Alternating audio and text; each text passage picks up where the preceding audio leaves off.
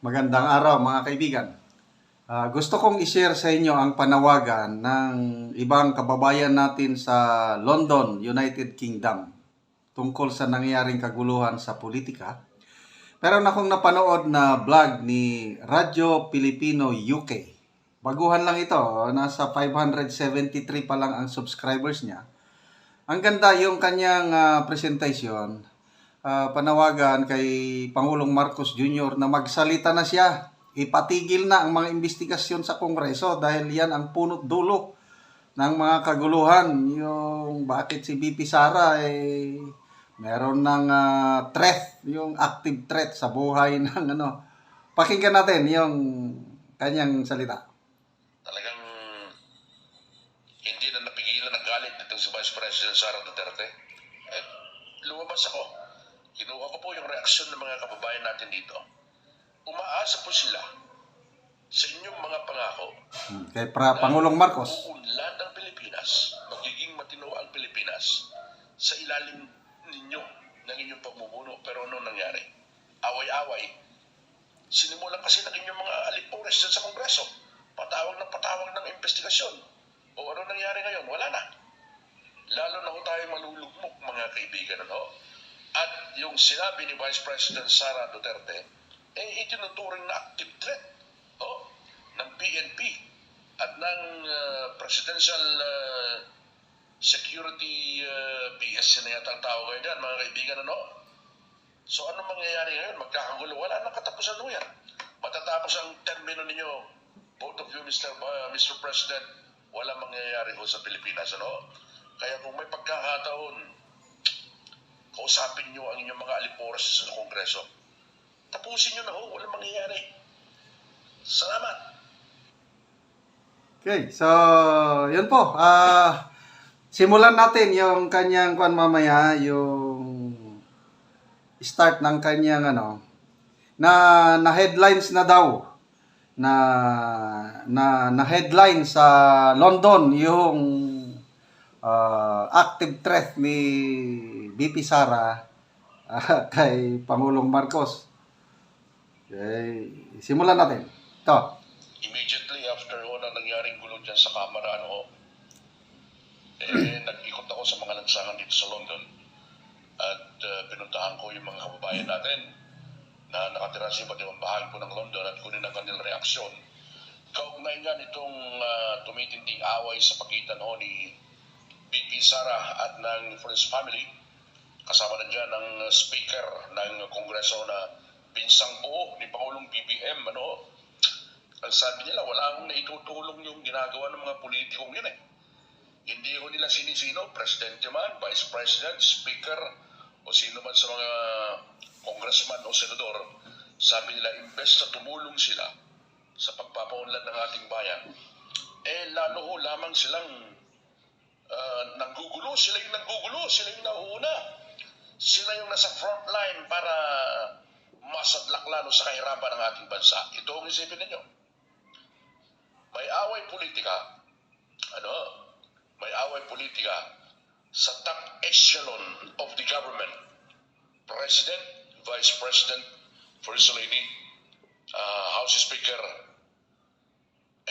Stable ba ang political situation ng Pilipinas?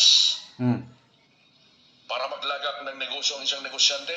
Correct. Matindi ba ang away politika ng mga politiko dyan? Kikita ba ang negosyo ko kapag naglagak ako dyan? Negative ho Negative ho ang image ng Pilipinas dahil yan.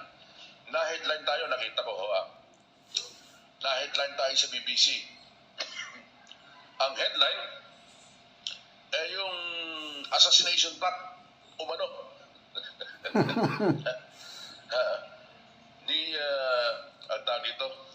Yung plot para patayin o papatay ng Vice President itong si PBBM. Yan ho yung headline kanina dyan sa BBC. Sabi ko, ayun na, naging sikat na tayo. I believe, hindi lang BBC, kundi sa US, sa Canada, sa ibang panig ng mundo, pinipick up yan . So bakit nagkakaganyan? Silang nagsimula. nagre-react lang man na si BP Sara. Kung hindi sana nila sinimulan yung panggigipit, Quadcom, kung ano-anong investigasyon, hindi sana tayo hahantong ng ganito. Yan ang punto nitong si Radyo Pilipino UK. By the way, yung link ng kanyang channel, ilagay ko sa description box. Mag-subscribe po tayo. Pasigatin natin itong kababayan ito. Tayo sa sa international media, international attention. Pero hindi positive na issue, negative na issue yan mga kaibigan dahil nagte-threaten yung dalawa. Itong nangyayaring gulo sa politika sa Pilipinas, wala tayong kinakampihan dito pero tingnan natin, timbangin natin. Galing. Ordinaryong mamamayan lang naman tayo eh. Nakikipagsapalaran sa ibayong dagat dahil wala namang estabilidad at may ipapangako sa akin ng Pilipinas kung dyan nakatitira eh. Puro away ang politiko eh. Mga politiko nag-away-away. Matindi ang korupsyon. Sino pong nabudol dito? Usong-uso yung budol. Budol. Sinong nabudol dito? Di yung mamamayan na bumoto sa inyo. Ang ganda ng inyong ugnayan noong kayo nangangampanya. Iisa kayo. Ang dami yung pangako sa tao pero bandang huli. Magkakahiwalay. Ngayon, may usaping patayan na. Nasaan na yung mga pangako nyo nung kayo nangangampanya pa lamang? Bakit humantong sa pagmumura itong si Vice President Sara? Minura niya si PBBM, ang kanyang misis, si Speaker. Kasi po, nasagad na siya. Sinagad nyo na siya. So, agree ba kayo? Ilang linggo nyo nang iniimbestigahan ng Quadcom, ng House Blue Ribbon Committee, ang Office of the Vice President. Kinalkal nyo ng kinalkal sino po yung iniimbestigahan nyo, kung sino-sinong tao na. Hindi nyo na iginalang yung sinasabi nila noon pa na well-kept tradition na kapag kaisla lang sa budget hearing ang Office of the Vice President, saglit lang yun eh.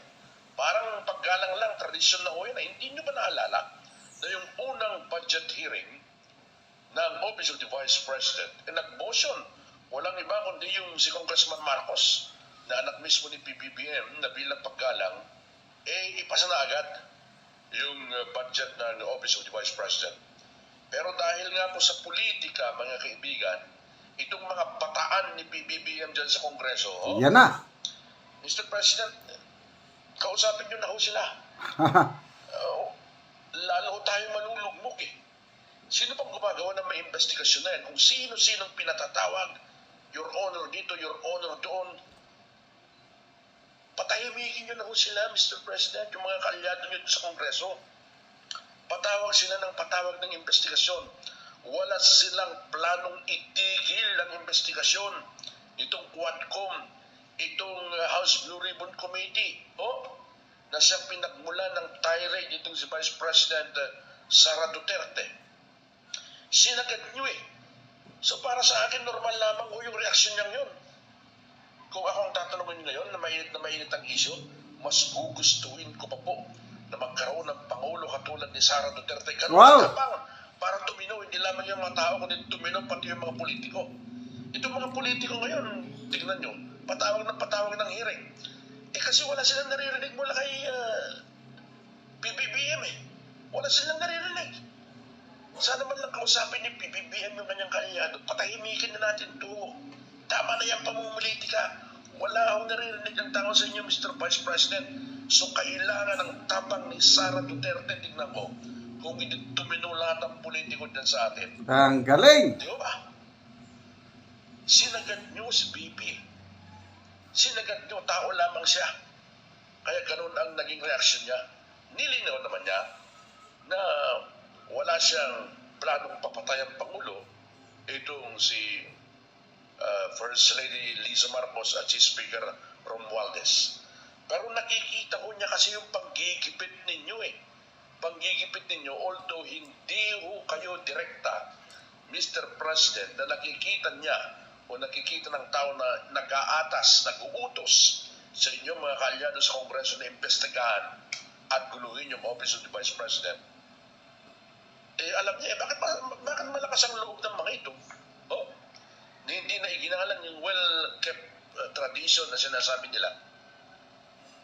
Ay, nako, kung hindi po ninyo itigil yan, kayo ang talagang bumudol sa taong bayan dahil magkano na ang palito ng dollar ngayon, no?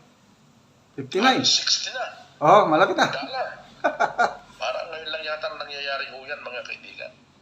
At siyempre, kapag may mga investigasyon ho na yan, may mga investigasyon sa Kongreso, pinaiimbestigahan yung mga... Okay, salamat kapatid, Radyo Pilipino UK. Ako, nag-subscribe na ako. Please lang, ang link ilagay ko sa description box. Mag-subscribe kayo dahil kailangan natin ng mga ganitong boses galing sa UK para malaman natin. So, panawagan, itigil ang mga investigasyon sa Kongreso. Magsalita ang Pangulo, exert his leadership. At ito, believe sila sa pamumuno ni VP Sara, ganon matapang, hindi yung nagtatahimik-tahimikan na lang. So sana ang Pangulo gumalaw. May kapangyarihan siya nga pigilin ang mga investigasyon na yan kung kaya niya. Maalala ko kanina si Katunying nagsalita na garapalan ng korupsyon sa administrasyon na kailangang magsalita ng Pangulo at patigil. Kung hindi siya magsalita, kinukonsinti niya ang garapalang korupsyon.